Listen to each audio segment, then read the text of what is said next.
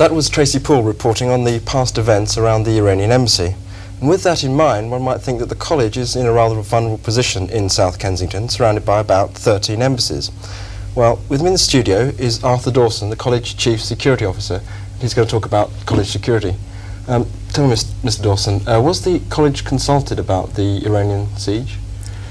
The college was consulted right at the beginning, and permission was sought to use some college buildings as marksmen's posts and lookout posts by the police. How did this affect internal security in the college?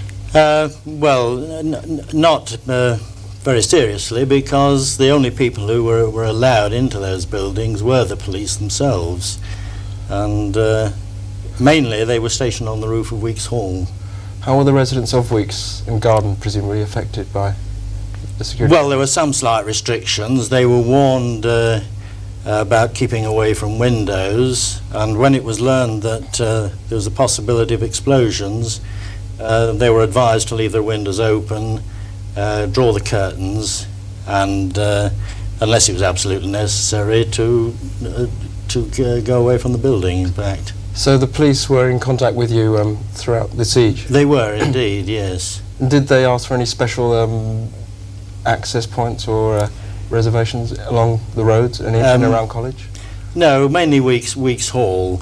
We did, in fact, through the Domestic Secretary, offer them feeding facilities, but they had everything pretty well organised themselves. And the fete, which was on Saturday, that had to be moved. Was that moved on the recommendation of the police? It was indeed, yes. That was a little bit too near the delicate area, and the alternative site in the college campus was far more suitable under the circumstances. I think quite a lot of people at college have been affected in one way or another by the siege, in that the roads around the college have been closed.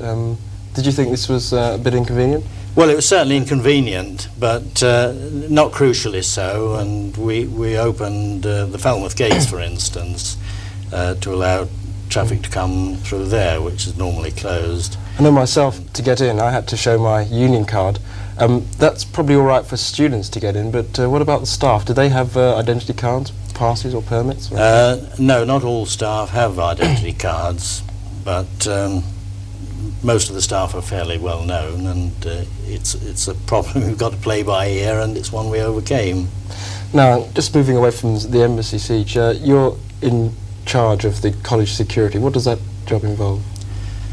Well, it involves being responsible for anything related to security on the whole of the campus. Does that include the porters and the Yes, messengers? indeed. The night security guards and the day messengers.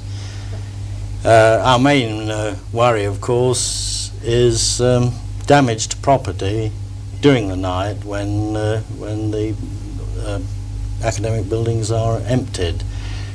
Fire, of course, is our greatest risk. And the buildings are looked after 24 hours a day? That's right, all the buildings? yes. I believe some time ago there was an incident where some keys were stolen, security keys were stolen from Byte Hall. That's Can right. you tell us a bit about this incident?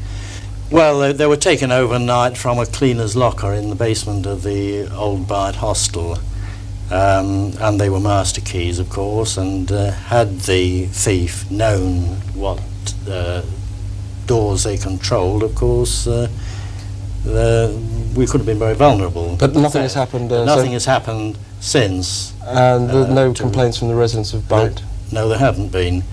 The warden is still considering changing the locks, but you must appreciate that in this present day and age, changing locks is a very expensive item.